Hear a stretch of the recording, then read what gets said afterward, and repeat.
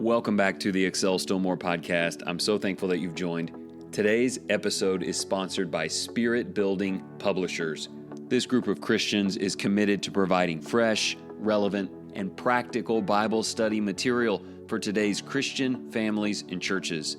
Their workbooks and devotionals are rooted in Scripture, easy to teach, and written for the real world we live in.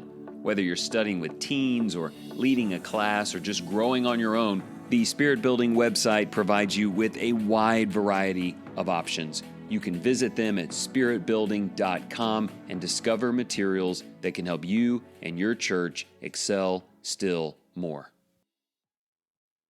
Welcome back. Thanks for being here once again. I appreciate your kindness and encouragement, your support, your friendship, in any way that we can interact in the name of the Lord.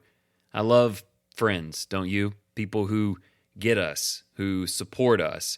It's not about anybody being perfect, but there's a lot of grace, understanding, and forgiveness. I hope that you have a lot of relationships like that in your life and that you're nourishing them, developing them, being selfless in them to cultivate greater strength. That's not the focus of our episode today. In fact, we'll be looking at a very different kind of relationship, but I thought we might take a minute and celebrate the good because they are not all good.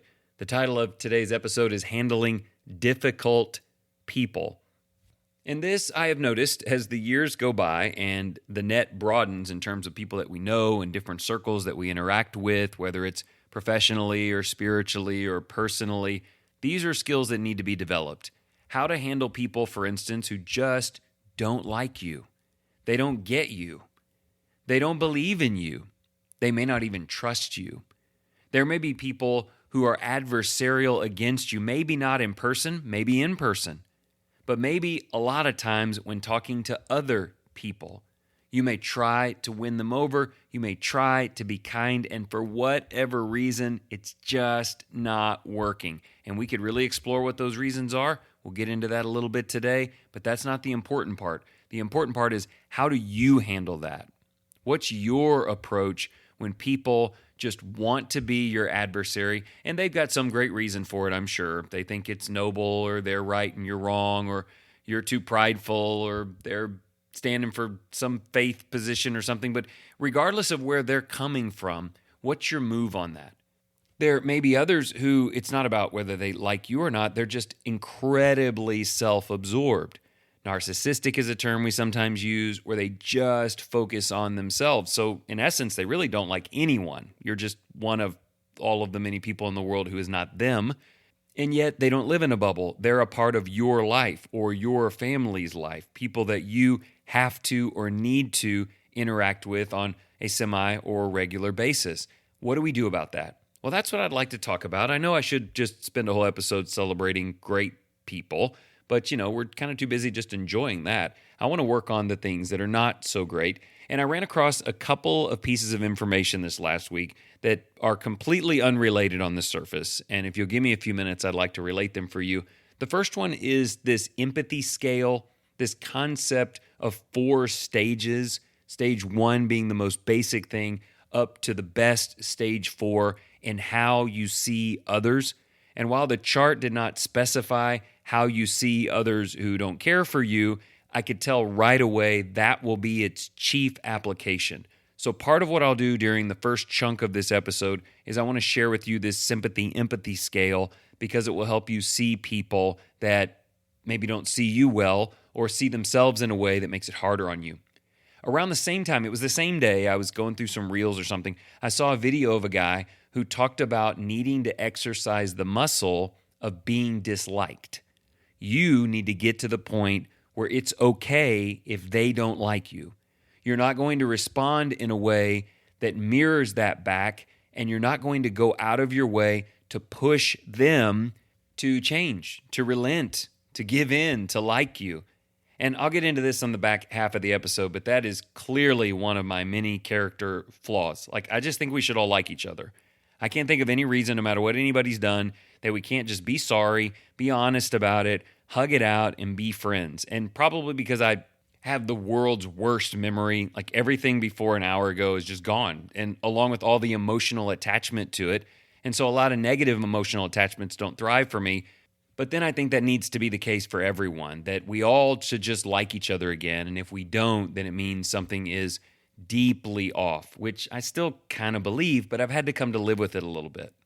So those are the two ideas, this sympathy, empathy thing about how you see people, and then really getting to a point where needing to fix it and needing them to come around in the moment is not this mandatory thing for success or failure. Give me a minute to link those two together, and I think you'll get something you can use this week. Let me say this before we jump in on those. I'm going to assume that when you have people in your life where it's just not going well and there's not the connection that there should be, maybe some things have happened, that one of the first things and consistent things that you do is you analyze yourself.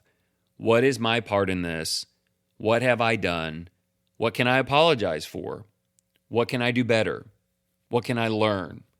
How can I be kinder? Did I start this? Have I made this worse? Those kinds of questions. We're not talking about that today, but we have to presume that you're willing to do that early on, because there is always something everyone involved in a tense situation can do to make that situation better. So be sure that you do that. But I just don't know that that's enough. I'll give you a generic case without names. There was someone that, we just got at odds, it just kind of broke our friendship. And I really went through this process of, okay, what have I done wrong? And what is my part in it? And I kind of figured it out.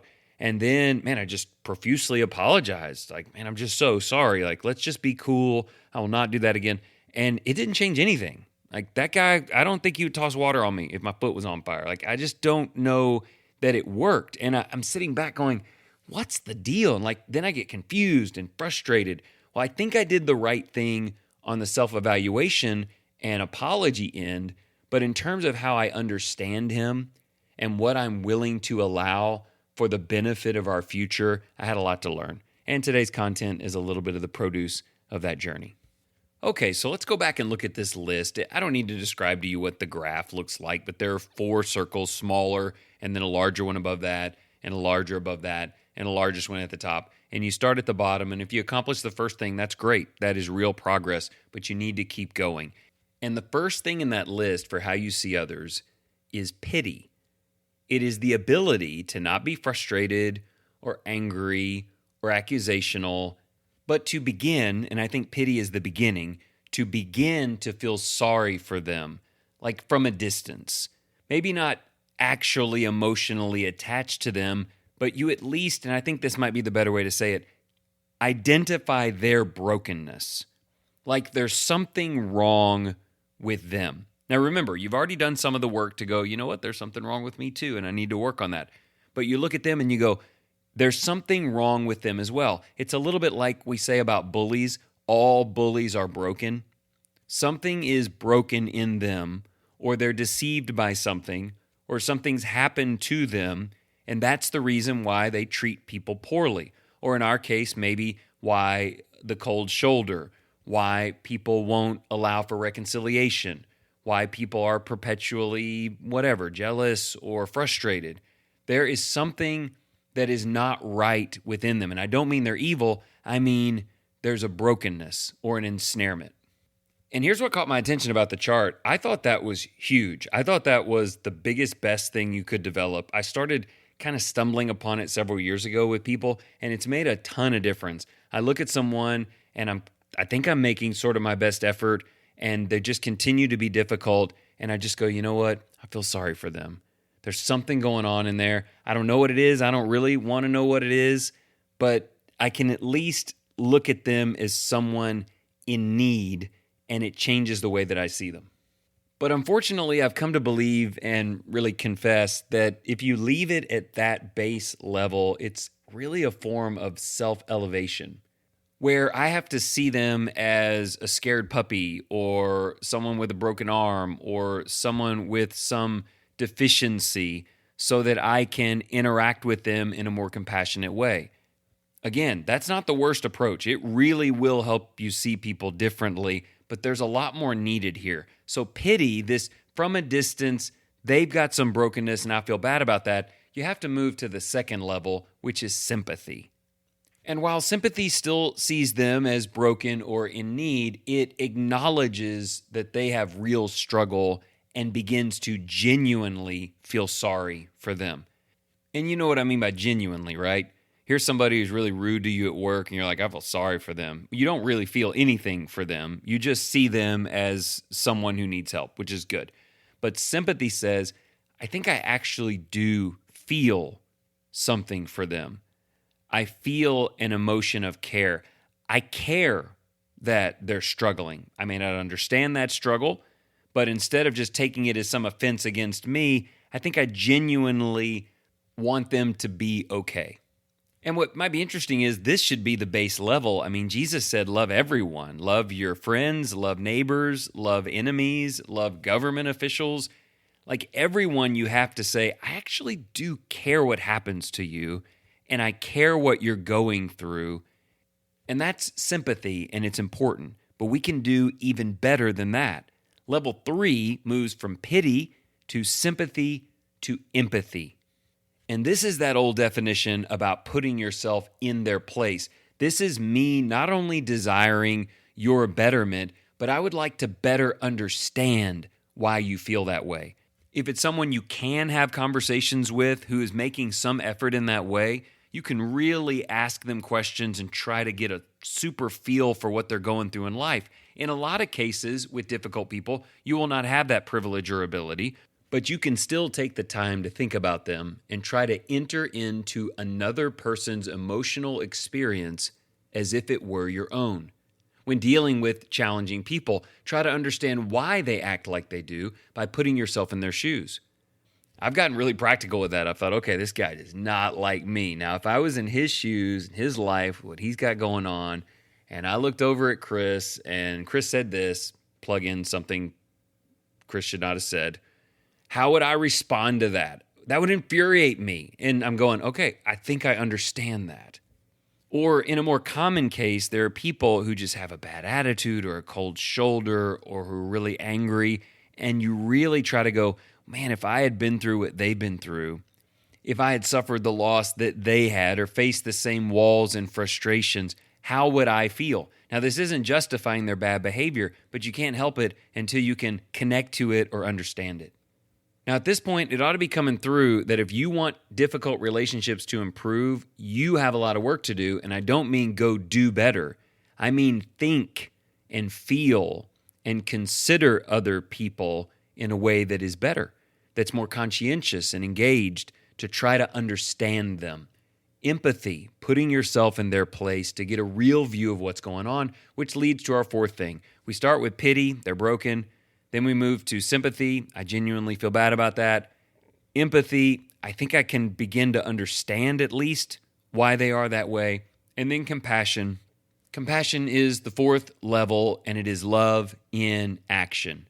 Empathy that is moved to help, to relieve, or to bless someone. And this is where we may get a chance to engage with them again, except this time it's not just trying to repair our relationship. This time it's not really about me or us at all. It's just about you. It's about them. I understand their hurt, their struggle, their pain. Are there steps I can take to meet a real need that they have? To help them in some way? And you may have to do that from a distance. You may have to do that behind the scenes. They may not want to see your face in order for you to do that one-on-one, and they may even take it as something self-promoting. But this is where we not only want to see people like Jesus does and feel for them like Jesus does and sympathize like he does, we want to have compassion like he does. In several New Testament gospel passages, that attribute, compassion, is assigned to Jesus when he is engaging with hurting or difficult people. And of course, that's what this is all about in terms of motivation. I need the pity of Jesus, but I need more. I need him to care about me, but I need more. I need him to at least understand where I am so that he can help me, but I need more. I need his help.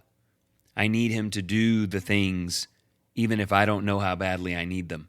Now, what does that mean between you and someone with which there is strain or history, mistakes on both sides, or just a chasm between you?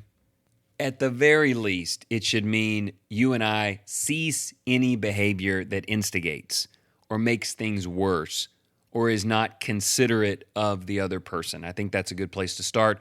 also very clearly in Scripture. We want to be prayerful, but pray like you mean it. I've prayed for my, quote, enemies, but I felt like it wasn't an imprecatory prayer like the Psalms. I didn't pray God strike them down or anything. I was praying God to help them and soften their hearts and help me to understand my place in it more. But I did plenty of that over the years without actually really caring about the person or understanding them in a way that I go, man, I'm kind of like that too sometimes. But the more I've been able to do that, the richer the prayer life, and I'm sure it means more to God. Now, here's the thing on the back end, and I'll bring this in very briefly. Level 4 sounds like you're going to go out and make it better. You're going to call them up tomorrow, take them out to lunch. You're going to walk up to them in the church building, give them a big old hug. You're going to have all this stuff built up in you that's right because it's focused on Jesus and on them. And when you express yourselves, they're just going to fall in love with you all over again. At least that's what you might expect. But oftentimes, they're not ready. The brokenness that brings great strain in life is not easily mended. That's why you're praying for their help.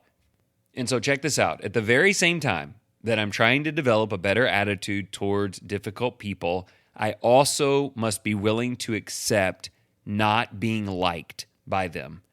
Not today, maybe not through the rest of the year, and maybe not ever. I've told you already, I ridiculously struggle with that. I just can't understand it. I can't understand, especially among Christians, fellow preachers, godly people. Like, how in the world could we not just really ridiculously forgive and embrace and clean slate and fresh start? And a lot of people will do that, and it's so wonderful. Those will be the people that you have closest in this life, but I just can't understand. I mean, I'll apologize. Let's go. But it started to hit me that a lot of that, okay, let's get out here and fix it. I've done the right things, now let's make it right. Those were still about me. They were about success and repair in my life, proven through a friendship that's rekindled that once had gone cold. And while, again, that all may sound good, you may be like, Chris, no, that's really, really good. Well, maybe it is, but maybe it's just a brokenness in me that just can't stand being unliked or knowing other people are talking about me instead of to me or this or that and just letting it eat me up. So I'm going to formulate this plan to make all that better. But this isn't just some plan you make better. It's people. It's real people going through real things that are super challenging. And so I've come to believe that it's okay if someone doesn't like me, doesn't want to spend time with me, doesn't want to answer my texts. I'm the worst on that. If you and I ever have a fight, like, I'm going to text you every 2 weeks going, man, hope your day's going well, love you, and it's just going to annoy you to death. Like, I got to stop doing that. Like, let's say it was you and me, and we had really hit a rough spot. I need to give you space. It's okay if you don't like me, so long as you're not sinning against God, and I pray God's at work in your life. It's okay if you don't want to talk to me or be around me. I don't need that because that would be about me. I need you to get what you need. I'm praying for you to get the space and time and perspective and for God to be at work in you. And if God's plan for you to help you through what's cracked or broken or hurting, to bring you back to a place of grace and renewal in the Lord, if part of that road, down the road, is bringing you and me back together, and now we like each other again, we're friends, we're supporters, that's great, but that's not the goal. And I think that's the big breakthrough for me. The goal was to be liked. That's not the goal. The goal is to try to do what's right, admit when you're wrong, feel for people, all people, anyone. Try to understand them, pray for them, do what you can when you can, but only when you truly and sincerely believe that it's going to help them. Whoever them is, even if we're talking about handling difficult people.